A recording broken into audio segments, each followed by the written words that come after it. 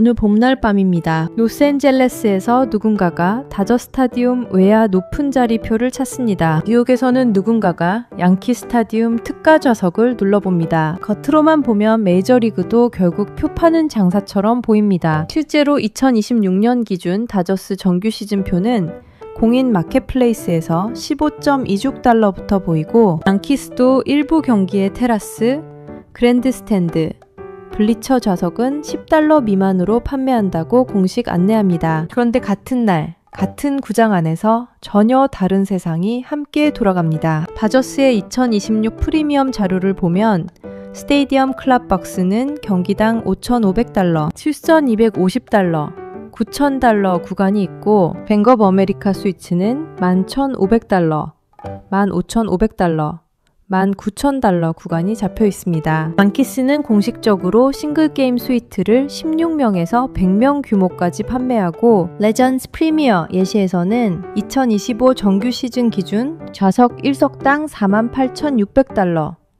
경기당 600달러 수준의 계산이 제시됩니다. 그러니까 같은 야구 경기인데 어떤 팬은 10달러 안팎으로 들어오고 어떤 고객은 하루 저녁에 수천 달러에서 수만 달러를 씁니다. 이 모순처럼 보이는 풍경이 바로 다저스와 양키스가 돈을 버는 방식의 출발점입니다. 그리고 10월이 오면 이 숫자는 더 거칠어집니다. 다저스의 2025 포스트 시즌 프리미엄 자료를 보면 스위트 가격은 와일드카드와 디비전 시리즈가 25,000달러, 챔피언십 시리즈가 20,000달러였고 시급료는 별도였습니다. 양키스도 공식적으로 포스트 시즌은 동적 가격제라고 못 받고 있습니다. 즉 가을 야구는 그냥 표값이 조금 오르는 정도가 아니라 같은 좌석을 완전히 다른 상품으로 다시 파는 시즌입니다. 그런데도 사람들은 옵니다. MLB 공식 집계에 따르면 2024 정규 시즌 관중은 7,134만 8,366명으로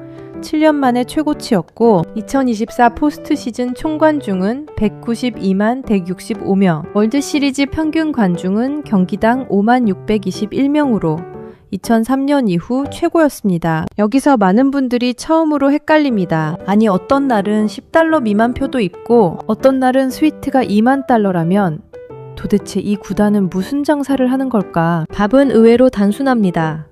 다저스와 양키스는 표를 한 종류만 파는 팀이 아닙니다. 이 팀들은 하나의 경기 안에서 가장 싼 입장권부터 가장 비싼 접대 상품까지 가격, 사다리를 전부 깔아놓고 장사합니다. 싸게 들어오는 팬은 관중 수와 분위기를 만들고 비싸게 들어오는 고객은 수익률을 만듭니다. 그러니까 메이저리그 구단의 티켓 사업은 한 장에 얼마냐가 아니라 한 경기 안에 몇 층짜리 가격 구조가 있느냐가 핵심입니다. 그래서 다저스와 양키스의 경기장은 야구장이면서 동시에 백화점과 비슷합니다. 같은 건물 안에 입문용 상품도 있고 프리미엄 상품도 있고 기업 접대용 상품도 있습니다. 가장 싼 상품은 유입을 만들고 가장 비싼 상품은 마진을 만듭니다. 그리고 중요한 것은 이 구조가 정규 시즌 81경기 동안 반복된다는 점입니다. 하루만 잘 팔아서는 안 됩니다. 거의 반년 동안 매 홈경기마다 이 가격 구조를 계속 돌릴 수 있어야 합니다. 다저스와 양키스가 무서운 이유는 바로 그 반복이 가능하다는 데 있습니다. 그런데도 티켓만으로는 설명이 끝나지 않습니다. 진짜 큰 돈은 경기장 바깥에서도 들어옵니다. 대표적인 게 스폰서십입니다. 오타니 영입 뒤 다저스는 2024년에 일본 기업 12곳을 새로 붙이며 7천만 달러의 추가 스폰서십 수익을 올렸다는 분석이 나왔고 2025년에는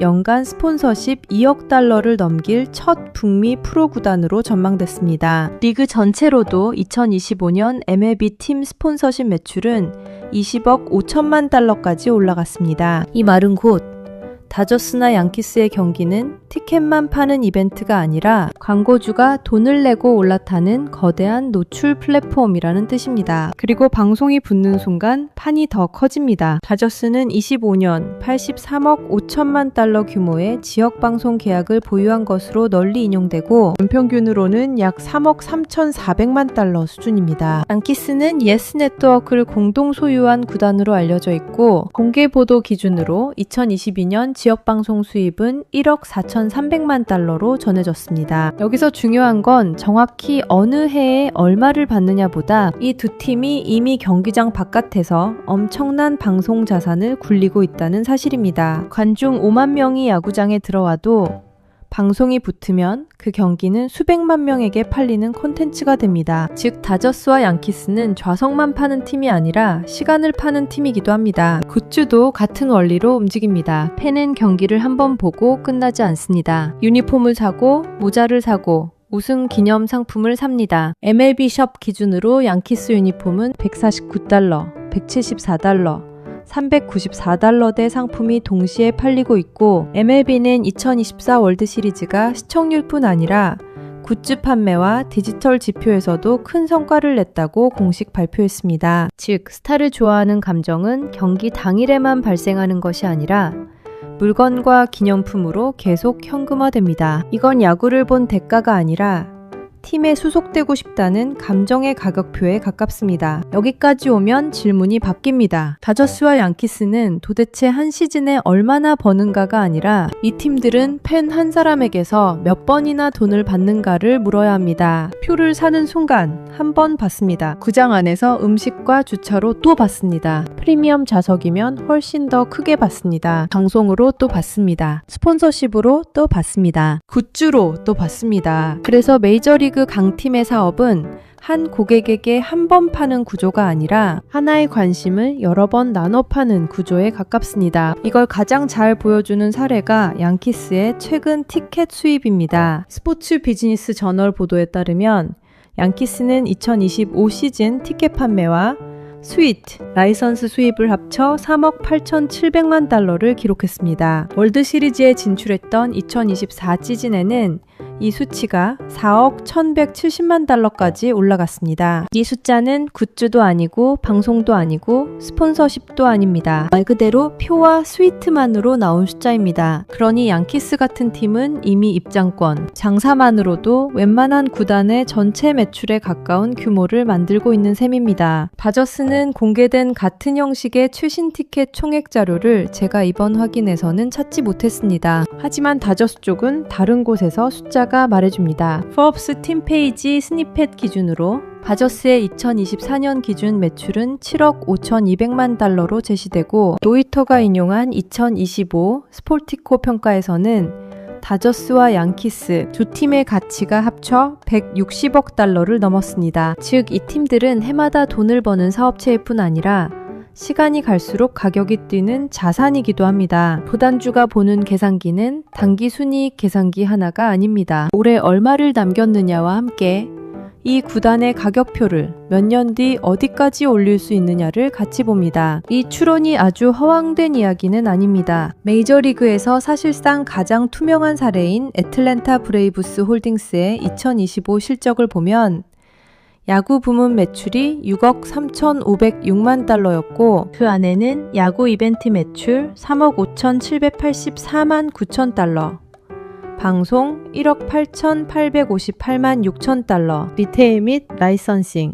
4,648만 9천 달러가 포함됐습니다. 야구 부문 조정 OIBDA도 5,100만 달러였습니다. 즉 공개된 팀 하나만 봐도 메이저리그 구단은 표값만으로 버티는 사업이 아니라 경기장 수입, 방송, 스폰서, 굿즈가 복합적으로 얽힌 수억 달러짜리 사업이라는 게 드러납니다. 그리고 다저스와 양키스는 이 구조에서 거의 가장 위쪽에 있는 팀들입니다. 그럼에도 많은 분들은 이렇게 묻습니다. 그래도 결국 우승해야 돈이 되는 것 아니냐고 말입니다. 여기서도 오해가 하나 있습니다. 메이저리그는 월드시리즈 우승 상금이 구단주 통장으로 크게 꽂히는 구조가 아닙니다. 공식 용어집에 따르면 포스트 시즌 쉐어는 기본적으로 게이트 수입 일부로 만들어지는 선수풀입니다. 2024년 포스트 시즌 풀은 약 1억 2,910만 달러였고 우승한 다저스의 풀은 4,647만 달러 수준이었으며 양키스 풀 쉐어는 35만 4,571달러 수준으로 집계됐습니다. 즉 우승 한 번 했다고 그 상금으로 수억 달러 연봉을 회수하는 구조는 아닙니다. 그렇다면 왜 우승 경쟁이 돈이 되느냐? 답은 상금이 아니라 증폭 효과에 있습니다. 가을 야구 홈 경기 하나가 추가되면 이미 비싼 좌석은 더 비싸게 팔 수 있습니다. 프리미엄 상품은 다시 가격이 매겨집니다. 스폰서는 더 큰 노출을 얻습니다. 방송은 더 많은 시청자를 가져옵니다. 굿즈는 다시 터집니다. 그리고 다음 시즌권과 기업 좌석 판매 협상도 쉬워집니다. 우승 자체가 돈이라기보다